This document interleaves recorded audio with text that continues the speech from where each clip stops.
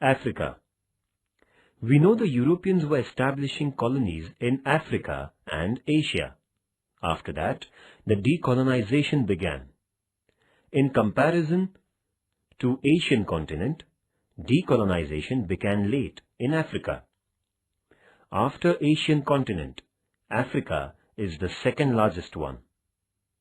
African continent was known as unknown continent during 18th century in the history of the world because of its thick forests, vast lakes and deserts. The area of this continent is 3,02,77,135 square kilometer. History divides it into two parts, that is, religious and ethnic. The continent is divided into two parts due to the Sahara Desert.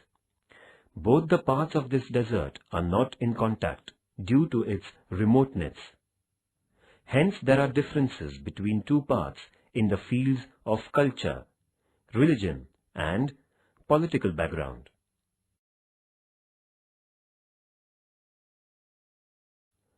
Trade of slaves. The European nations had started trades and industries in Africa, along with slave trade. African colonies used ships going towards Eastern nations to supply materials such as gold, minerals, and ivory, as well as slaves. Selling slaves was the main trade. Portuguese traders were first to take African slaves to their nation. Trade of slaves was in existence since ancient time in Africa. Arabian traders also did the same trade for hundreds of years before and used to sell the African slaves on a large scale in Western Asian countries. European people took advantage of the backwardness of Africans and made them quarrel among themselves as well as encouraged the battles for capturing of slaves. The African people who were captured were sold as slaves. Slaves were hard working for their masters in newly established European colonies. Slave trade was one of the reasons for colonialism.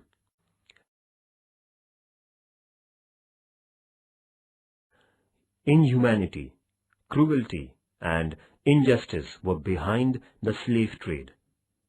The common people of Europe, ignorant about this trade, showed their sympathy and also made Negro slaves to escape.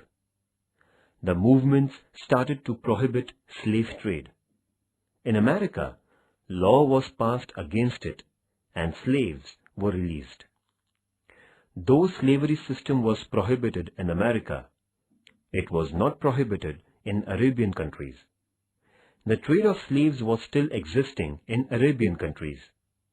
British established their power over the regions of Nyasaland and Uganda and completely closed way of Arabs to obtain slaves. Thinkers during the period of Martin Luther King and Nelson Mandela themselves spent their lives to root out slavery system and racial discriminations.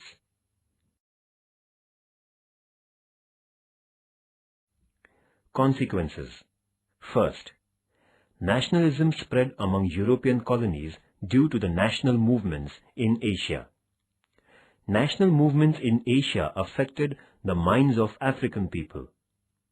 Africa concentrated its attention towards Indian national movement. African nationalists were impressed by Mahatma Gandhiji's non-violence movement held in southern Africa and Indian national movement. Second, international political incidents affected the minds of African people and they demanded the total freedom. Two reactions came out through national movements in Africa. One was to make treaty with the colonizer and the other to give freedom to them.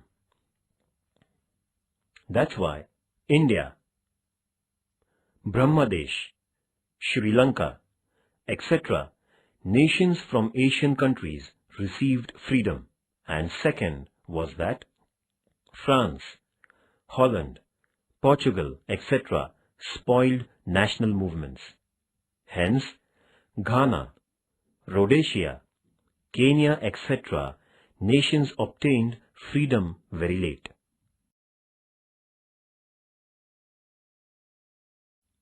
Third, first, on one hand, events took place at the international levels related towards colonialism. Second, on the other hand, the European nations became weaker and weaker due to participation in the Second World War. Third, after the Second World War, national movement against colonialism became more active, and England was unable to resist it. England released its colonies which were under its power in Africa and Asia. At the same time, France, Holland, Portugal, etc. tried to resist their colonialism by suppressing national movement. National movements were spread in Asian and African continents, and the events took place in the world related with emancipation from colonialism. Under pressure of international thoughts against colonialism, Western countries had released the colonies which were under their power. Thus, the process of decolonization was completed.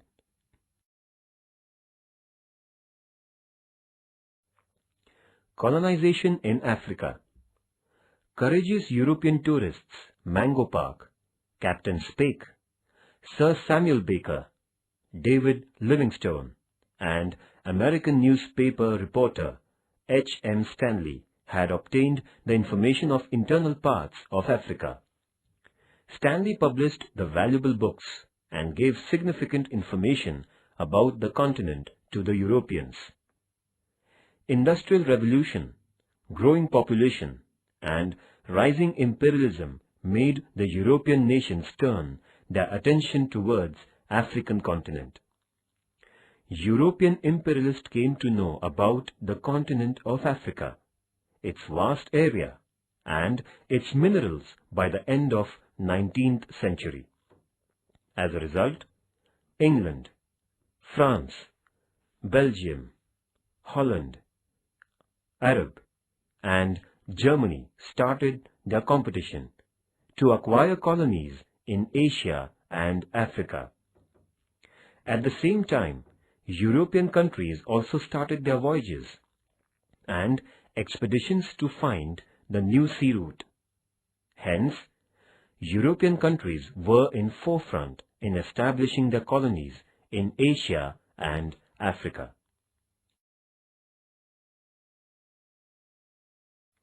First, Belgium. Belgium was the first nation to concentrate its attention on Africa. The second king of Belgium, Leopold, was very ambitious and intellectual. He spent money on Congo region of Africa and established his own free settlement in Congo. In limited span, he exploited the people in Congo. He accumulated huge wealth by his oppressive and exploitative policies. In 1908, the Legislative Council of Belgium took over the region of Belgium from Leopold's authority and power, and the region was known as Belgium Colony. Thus, the first European colony was established in Africa.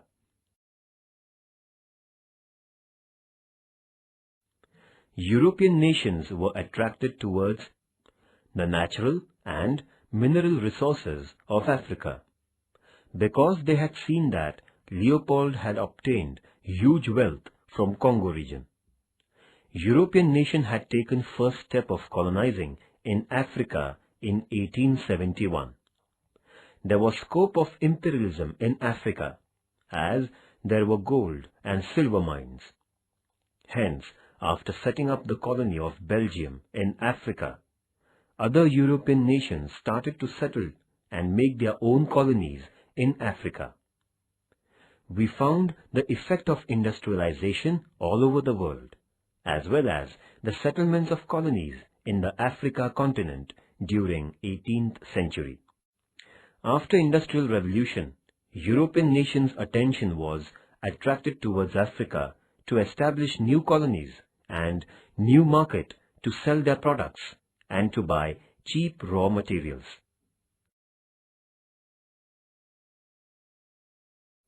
First, the rise of middle class. All colonial powers established the educational institutions to give education and to make use of them for administration. Europeans tried to force the colonies to follow their culture, to accept their religion, and to speak their language. New middle class was formed due to European educational system and with the contact of foreign culture, lawyers, teachers, common man, traders, etc. were included in the new middle class. They came to know about general conditions, European countries, and the concepts like democracy, nationalism, literacy, etc. From this knowledge, they came to know about the critical conditions of economic exploitation, poverty, and slavery system. Second, Portugal and Spain. Portugal was the first European nation which established first permanent colony in Africa on the border of Ghana territory. Portugal empowered over the region Angola and established a new colony on the border of Eastern Africa named Mozambique. Spain established power over the islands which in Guinea coast, some region of Morocco, and some region of Rio de Oro like Portugal.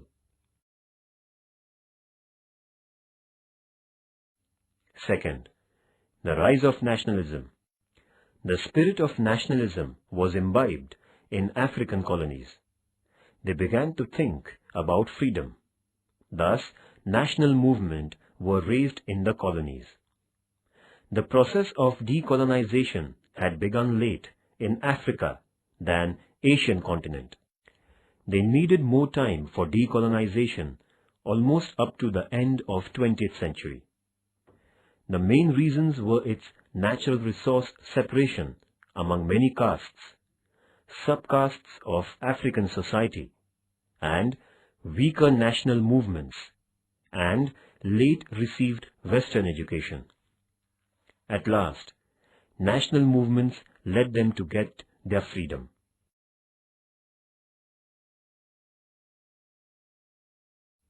Third, Dutch. Dutch people established supply center at Cape Town, in southern part for the ships, which were going towards east. Then the center was converted into a large colony. Dutch established their colonies in Orange Free State as well as Transvaal.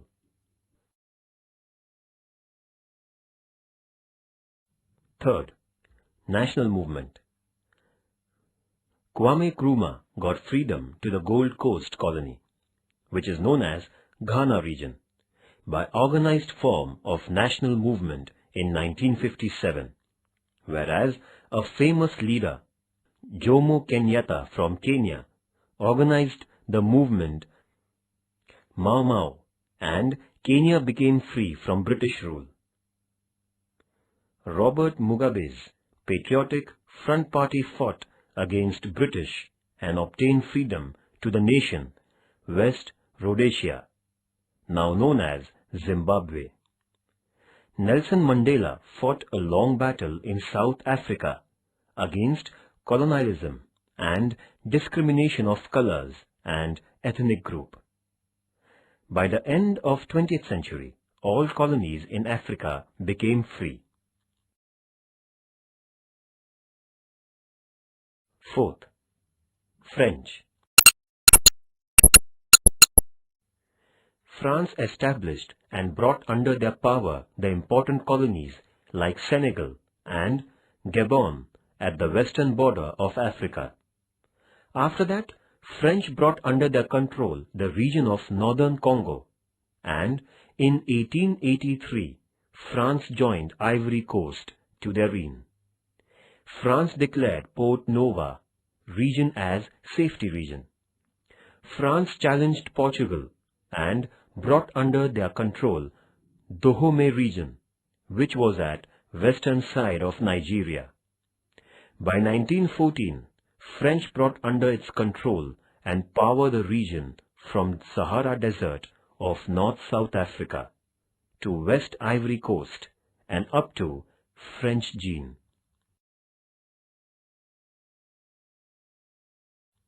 Fifth, British. Britain was not behind among European countries to establish the colonies in Africa. British established their market for the trade of slaves in Sierra Leone, and then they established colony for escaped Negro slaves.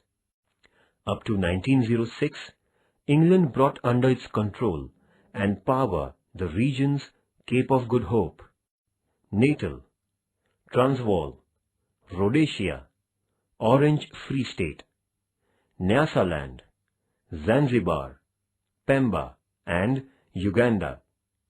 In 1920, British established Union Territory with the combination of the four colonies, that is, Cape of Good Hope, Natal, Orange Free State and Transvaal.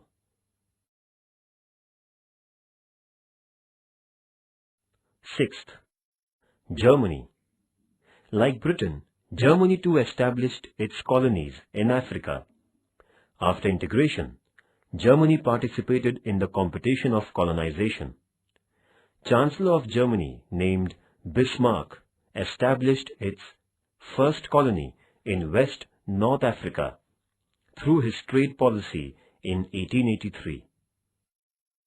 German researcher Dr. Gesteb Nordwigel was sent to establish the right over Tongoland, Cameroon, Angora-Pequena regions of Africa.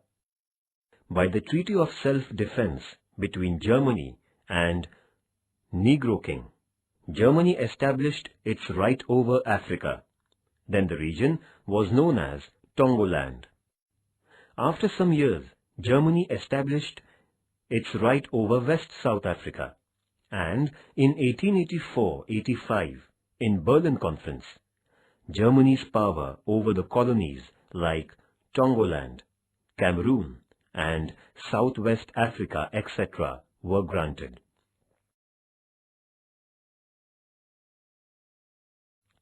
From the beginnings to end of the 19th century, entire African continent was suffering from European imperialism, establishment of colonies, and unification of them. Division of African continent had begun from the beginning of 19th century, and it was divided among European countries during the next 100 years. Since beginning of First World War to the ending of the Second World War, African continent was under the power of European countries.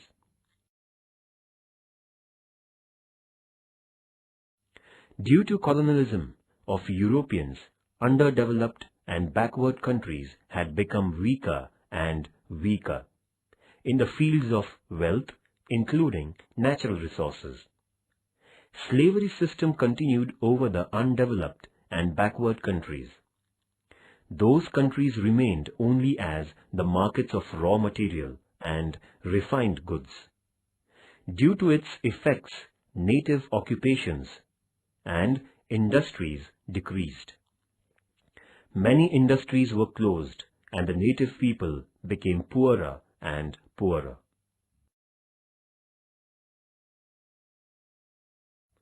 The European countries tried to force native Africans to accept their culture and religion. Europeans tried to make conflict among the proper native folks, as well as tried to decrease their moral values. The Europeans established their rights and control over the poor public. Thus, they established their empire.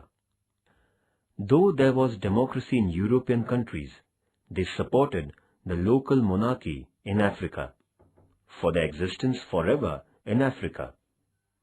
For the same reason, injustice, exploitation increased greatly. Its another example was trade of slaves.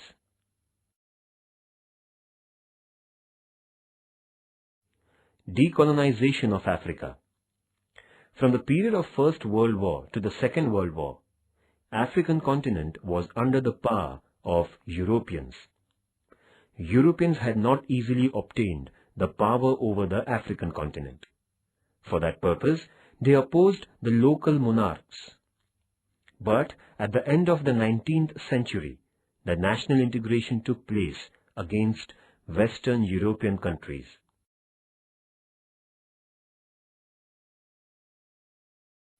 Conclusion. The continent was known as unknown continent has now completely changed. Free nations accepted the new thoughts, and this continent's darkness had disappeared forever. An Africa continent began to develop.